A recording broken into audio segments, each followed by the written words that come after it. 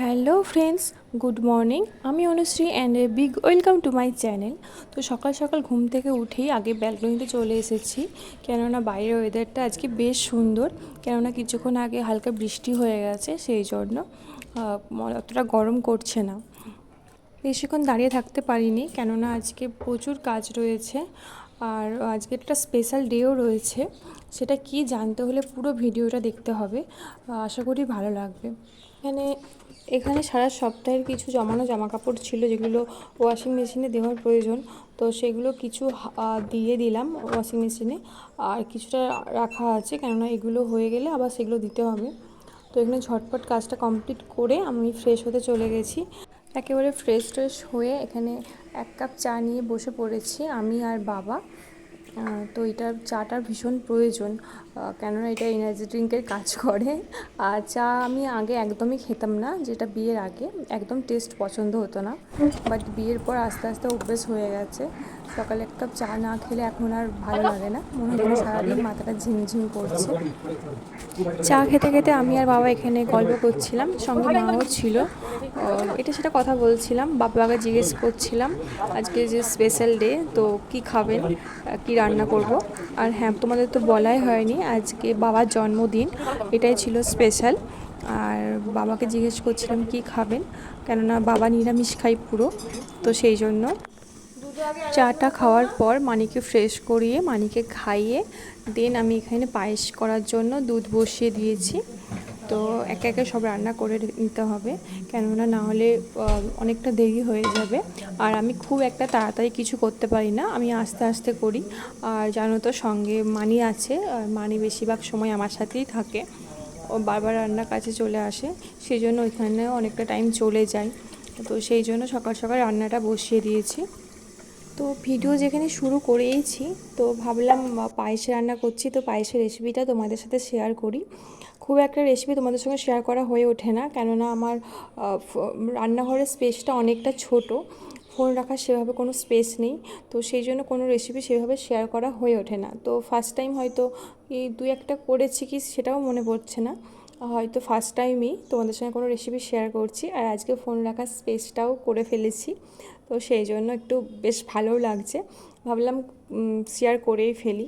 আর একা একা ফোন ধরে কোনো রান্নার রেসিপি শেয়ার করা সম্ভব নয়, কেউ করে কিনা আমিও জানি না। একা একা ফোন ধরে একদমই পসিবল হয় না, কেননা রান্নার অনেক কিছু প্রসেসিং থাকে, সেগুলো এক হাতে ফোন ধরে কোনোভাবেই পসিবল হয় না। গ্যাসে দুধ বসিয়ে এদিকে আমি গোবিন্দভোগ চালটা ধুয়ে ঘি মাখিয়ে রেখে দিয়েছি। এই রেসিপিটা পুরোটাই আমার শাশুড়ি মায়ের। এখানে দুধটা উতলে গেছে, দেন এবার আমি চালটা দিয়ে দেব। শাশুড়ি মা পাশ থেকে সব প্রসেসিংগুলো বলে দিচ্ছিলেন, কেননা খুব একটা আমি পটু নই পায়েস বানানোতে। বানিয়েছি 2-4 বার, দিদিভাইয়ের জন্মদিন এরকম 2-1 বার বানিয়েছি, খুব একটা বানানো হয়নি, তো সেই জন্য আমার একটু টেনশন কাজ করে। তো এই দেখো, এবার আমি চালটা দিয়ে দিচ্ছি। দেন আমি হাতা দিয়ে বারবার নাড়তে থাকবো, কেননা মা পাশ থেকে বারবার করে বলে দিচ্ছিলেন যে পায়েস যেন কোনোভাবেই ধরে না যায়, নিচের তলাতে যেন লেগে না যায়, কেননা এটা একটা অমঙ্গলের ব্যাপার। তো সেই জন্য পায়েস লেগে যাওয়া খুবই নাকি অমঙ্গল, তো সেই জন্য বারবার নাড়তে থাকবো। আর মা বলছিল দুধ উতলানো ভালো, কিন্তু যদি ধরে যায়, বিশেষ করে জন্মদিন, কোনো শুভ অনুষ্ঠানে যদি পায়েস ধরে যায়, সেটা খুবই খারাপ ব্যাপার একটা।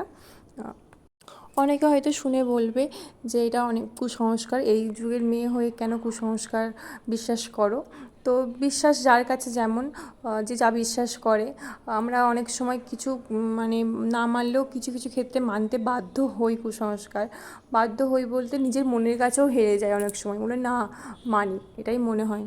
তো তোমাদের সাথে কথা বলতে বলতে পায়েস আমার 80% হয়েও গেছে। এখানে তারপর কিছু এলাচ দিয়ে দিলাম ফাটিয়ে, মা আমাকে পাশ থেকে বলে দিচ্ছিলেন কীভাবে কী দিতে হবে। তারপর চিনি দিয়ে দিয়েছি। চিনিটা অবশ্যই ভাতটা হয়ে যাওয়ার পর দিতে হবে, কেননা চাল সেদ্ধ না হলে চিনি দেওয়ার পর আর বেশি সেদ্ধ হয় না চাল, সেই জন্য। এখানে আমি পরিমাণ মতো চিনি দিয়ে দিয়েছি বেশ খানিকটা, কেননা পায়েস তো মিষ্টি হবে অনেকটা, মিষ্টি নাহলে খেতে ভালো লাগে না। আর আমার শ্বশুরবাড়িতে আমার শাশুড়ি মা শ্বশুরমশাই একটু মিষ্টি বেশিই খায়, আমি আবার মিষ্টি একটু অল্প খাই। তো তো সেই জন্য এখানে বেশ খানিকটা পরিমাণে মিষ্টি দিয়ে দিয়েছি, মানে চিনি দিয়ে দিয়েছি। এরপর পায়েসটা বেশ অনেকক্ষণ ধরে খেয়াল রাখতে হবে, কেননা এরপর ধরে যাওয়ার চান্সটা সবথেকে বেশি থাকে, কেননা পায়েসটা অনেকটা গাঢ় হয়ে যায়। সেই জন্য পায়েসটা এখানে আমি বারবার নাড়তে থাকবো।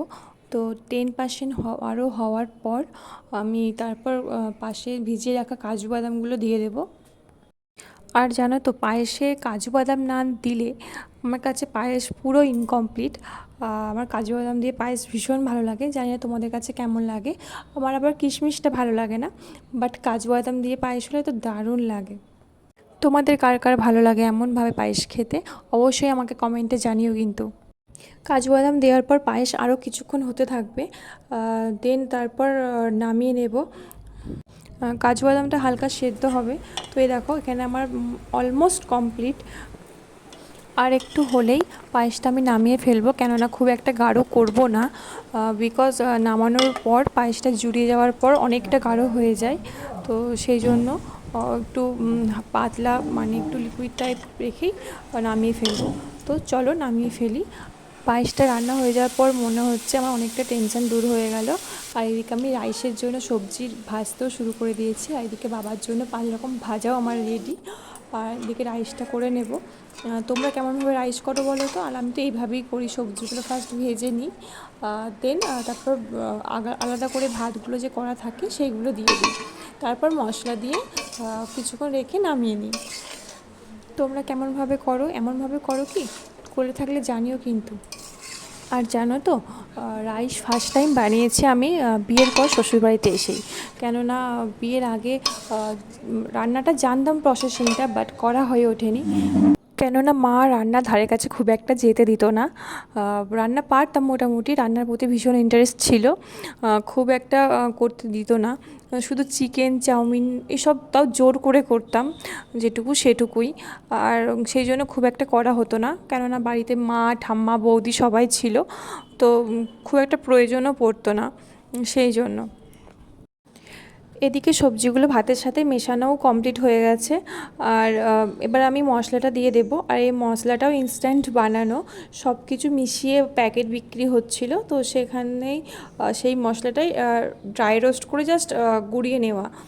অন্য সময় আমি সমস্ত মশলা আলাদা আলাদাভাবে কিনে দেন ড্রাই রোস্ট করে দেন গুঁড়িয়ে ফেলি, তারপর ইউজ করি। আর আজকে যেহেতু সব কিছু মেশানো রয়েছে, তো সেই জন্য আমাকে আর আলাদা করে কিছু করতে হয়নি, জাস্ট ড্রাই রোস্ট করে আমি গুঁড়িয়ে নিয়েছি। আমার রাইস করা অলমোস্ট ডান। তোমরা রাইসে মিষ্টি কেমন খাও জানিও তো, কেননা মিষ্টিটাও আমি এমনিতে রাইসেও কম খাই, এমনিতেও কম খাই, রাইসেও কম খাই, কেননা আমি খুব একটা বেশি মিষ্টি আমার ভালো লাগে না খেতে, ভীষণ পরিমাণে গলা জ্বলে। তো সেই জন্যই তোমাদেরকে জিজ্ঞেস করলাম। আর রাইসের সমস্ত প্রসেসিং অলমোস্ট ডান। তো এবার কিছুক্ষণ নাড়াচাড়া করে দেন নামিয়ে ফেলবো। আর স্মেলটাও দারুণ বেরিয়েছে, ভীষণ ভালো লাগছে। তো দেখতে কেমন হচ্ছে তোমরাই জানিও। এদিকে আমি আমাদের জন্য চিকেনও বসিয়ে দিয়েছি। এদিকে আলুগুলো ভাজা হয়ে গেছে, চিকেন অলমোস্ট কষানো কমপ্লিট।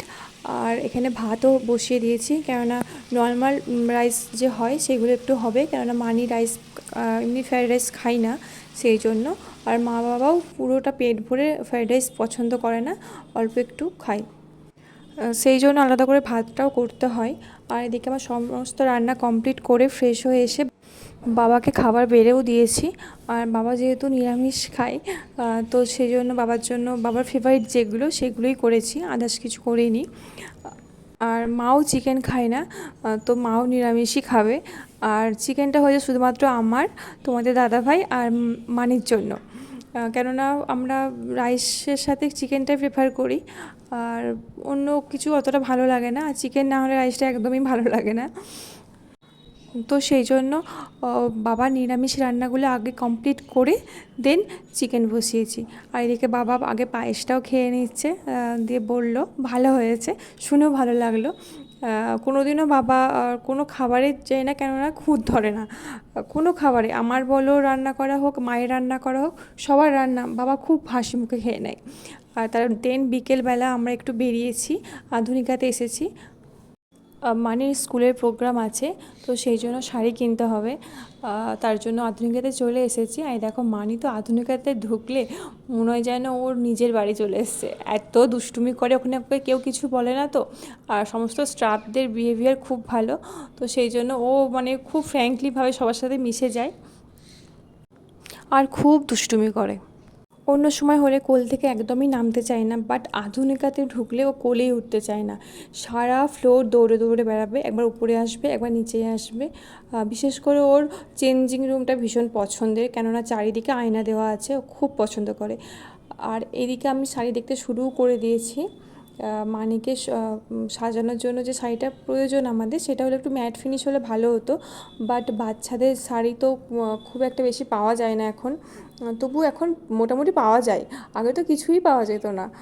তো এরই মধ্যে একটা পছন্দ করে নিয়েছি। আমি সবসময় মানি শাড়ি বলো ড্রেস বলো কিনতে গিয়ে কোয়ালিটিটা দেখি, কেননা মানি পরে সেটা কতটা কমফোর্টেবল ফিল করবে সেটা কথা ভাবি। শাড়ি মানে জিনিসের দাম কেমন সেটাও আমি দেখি না, কম দামের হোক তবুও জিনিসটা যেন ভালো হয়, সফট হয়, মানে পরে যেন কমফোর্টেবল ফিল করে, তো সেরকমই দেখি। তো সেই জন্য শাড়ি কিনতে গিয়ে একটু খুঁতখুত করছিলাম। সবশেষে একটা সাদা শাড়ি নিয়েছি, এইটা না আর একটা যেটা নিয়ে দেখাবো সেইটা নিয়েছি। তো শাড়িটা খুবই সুন্দর হয়েছে, বাড়িতে সবার খুব পছন্দের হয়েছে। এই দেখো এই শাড়িটা, এই সামনে যেটা দেখবো এইটা, তো সবার খুব পছন্দের হয়েছে। আর মানিকে পরেও বেশ ভালো লাগছিল শাড়িটা, আর শাড়িটার সাথে সমস্ত কিছু আমার ম্যাচিং যেগুলো প্রয়োজন সেগুলো সব রয়েছে, তো সেই জন্য এই শাড়িটাই নেওয়া হলো। আর এখানে অন্য যে কটা শাড়ি ছিল সব কটার থেকে এই শাড়ির কোয়ালিটিটাই একটু বেশি ভালো ছিল। আর তারপর আমরা বাড়ি চলে এসেছি। বাড়ি এসে মানির মোস্ট ফেভারিট খেলনা হলো এইটা, কী নাম বলে আমি জানি না, আমরা ছোটোবেলায় বলু বলতাম। তো এইটা হলো মানির এখন মোস্ট ফেভারিট খেলনা, এটা পেলে আর কিচ্ছু চাই না। ওর বাবা তো পারলে 4-5টা করে কিনে নিয়ে এসেছে, মানি সারাদিনে এইগুলো নিয়েই খেলে। আর বই, আর মানে সেকেন্ড ফেভারিট হলো বই, বই নিয়েও ভীষণ থাকতে ভালোবাসে। তো ভিডিওটা খুব একটা বড় হয়নি, ভিডিওটা খুবই ছোট হয়ে গেছে। জানি আমার ভিডিওগুলো একটু ছোটো ছোটোই হয়, খুব একটা বড় হয় না। তো আজকে ভিডিওটা এই পর্যন্তই, দেখা হবে নেক্সট ভিডিওতে। আর ভিডিওটা ভালো থাকলে অবশ্যই চ্যানেলটা সাবস্ক্রাইব করে পাশে থাকবে, আর বেল আইকনটা প্রেস করে দেবে, যাতে পরবর্তী নেক্সট ভিডিওটা তুমি খুব তাড়াতাড়ি দেখতে পাও। তোমাদের সবাইকে গুড নাইট আর টাটা।